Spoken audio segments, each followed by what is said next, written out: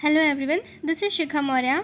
आज हम menstrual cycle के बारे में पढ़ेंगे। तो ये हमारा उससे रिलेटेड पहला वीडियो है। तो हम बेसिक्स पढ़ेंगे इसमें। मेनली हम हार्मोन्स पढ़ेंगे, स्टेजेस हम नेक्स्ट वीडियो में पढ़ेंगे।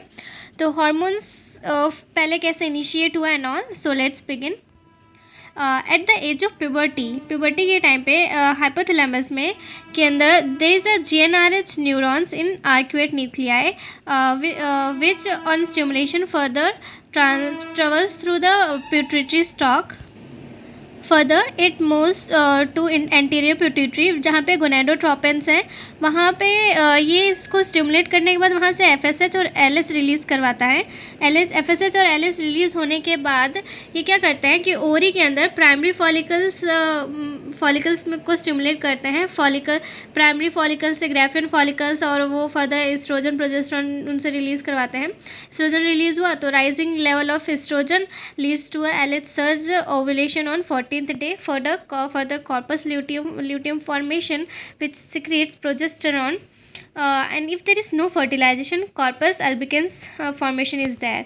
अब इसी को हम थोड़ा डिटेल में देखेंगे। तो ये क्या है, ये हमारा फॉलिकल, ये हम पहले ओरी के अंदर देखेंगे कि पहले क्या हुआ कि एट प्यूबर्टी हाइपोथैलेमस से GnRH रिलीज़ हुआ और वहाँ से वो एंटीरियर पिट्यूटरी पे गया, फिर देर FSH और LH रिलीज़ हुए। तो ये क्या करेंगे कि ओरी के अंदर फॉलिकल जो है उनको स्टिमुलेट करेंगे। ओके, तो अब हम फॉलिकल्स का हम लेयर्स देखते हैं। तो ये मेनली इसमें दो लेयर्स हैं, थीका सेल्स और ग्रेनुलोसा सेल्स, और अंदर oocyte होता है। ठीक है, तो जो थीका सेल्स होता है ये वैस्कुलर लेयर होता है इसमें। तो ये वैस्कुलर होने की वजह से जो ग्रेनुलोसा सेल्स है इसको नरिशमेंट कहाँ मिलता है, इसी के थ्रू मिलता है। कैसे? डिफ्यूजन के थ्रू इसको नरिशमेंट मिलता है। अब ये थीका सेल्स की वैस्कुलर लेयर है, तो इन दोनों के अंदर क्या होता है कि रिसेप्टर्स, अलग अलग टाइप के रिसेप्टर्स होते हैं। ठीक है, तो जैसे कि इसमें आप देख सकते हैं कि ये हमारा थीका सेल है और ये हमारा ग्रेनुलोसा सेल्स है। तो जो थीका सेल्स है इसके अंदर क्या होता है कि LH रिलीज रिसेप्टर्स होते हैं, और ये हमने देखा कि जो थीका सेल है वो वैस्कुलर लेयर है। ठीक है, तो ऑब्वियसली वहाँ पे LDL कोलेस्ट्रॉल वहाँ पे वो पहुँच सकता है। सो क्या होता है कि LDL जो कोलेस्ट्रॉल है वो फर्दर एंड्रोजन्स में कन्वर्ट हो जाता है थीका सेल्स के अंदर, और ये जो एंड्रोजन है वो ग्रेनुलोसा सेल्स में जाके एस्ट्रोजन में कन्वर्ट होता है। और ये कैसे होता है? तो ये पहले क्या होता है कि ये जो ग्रेनुलोसा सेल्स है उसके अंदर FSH रिसेप्टर होता है, ये स्पेसिफिक है। ठीक है, ग्रेनुलोसा सेल्स में FSH रिसेप्टर होता है और थीका सेल्स के अंदर LH रिसेप्टर्स प्रेजेंट होते हैं। तो अब क्या हुआ कि एंड्रोजन से एस्ट्रोजन कन्वर्ट कौन करा रहे हैं? तो वो एंजाइम एक रिस्पॉन्सिबल है, दैट इज़ एरोमेट्रेज। ठीक है, तो ये एंड्रोजन से एस्ट्रोजन कन्वर्ट हुआ। तो this is how estrogen formation takes place in the follicle. Okay, so ये हमने देखा कि FSH, अब एस्ट्रोजन रिलीज़ हुआ। ठीक है, अब एस्ट्रोजन के मेन 3 काम होंगे वहाँ पे रिलीज़ होने के बाद फॉलिकल से। पहले क्या होगा, on increase in estrogen it sends a negative feedback which in turn stop the FSH secretion. Okay, as we know हमारे बॉडी के अंदर है ना फीडबैक मैकेनिज्म होता है, पॉजिटिव एंड नेगेटिव फीडबैक। ठीक है, तो एस्ट्रोजन लेवल ज़्यादा होने पर ये it sends negative feedback which in turn stops FSH secretion. अब क्या होगा कि अब नेक्स्ट क्या फंक्शन है उसका, तो it brings proliferative changes in endometrium. Proliferative changes कौन लाता है? तो एस्ट्रोजन एंडोमेट्रियम के अंदर। ठीक है, और उसके बाद है कि it also gives a positive feedback for the release of LH के लिए ये पॉजिटिव फीडबैक देता है फॉर द LH सर्ज।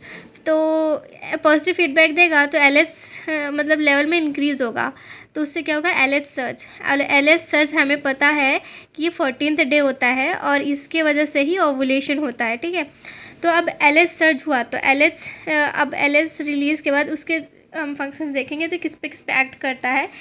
जो LH है वो हमने देखा कि ये ग्रेनुलोसा सेल्स पे एक्ट करता है। ठीक है, प्रोजेस्टेरोन रिलीज़ करवाता है और ये पॉजिटिव फीडबैक देता है। FSH और LH दोनों ही रिलीज़ होते हैं। और उसके बाद थीका सेल्स के ऊपर एक्ट करता है, थीका इंटरनल लेवल्स पे ये हमने देखा, एंड्रोजन से ग्रैनुलोसा सेल्स और एरोमेटेज के थ्रू एस्ट्रोजन कन्वर्शन का काम है इसका, ये हमने देखा अभी थोड़ी देर पहले। और उसके बाद फिर प्राइमरी oocyte से ये सेकेंडरी oocyte में कन्वर्ट करता है और ये ओव्यूलेशन करवाता है, ठीक है। ये हमारा हमने एस्ट्रोजन और एलएच के हमने ये इसके हार्मोन्स के वो देखे हैं, एफएसएच और एलएच के। तो हमने पहले देखे हैं कि 14 डेज के पहले वाले जो हार्मोन्स का हमने देखा कि क्या क्या फंक्शन होता है उसमें फॉलिकल्स के अंदर।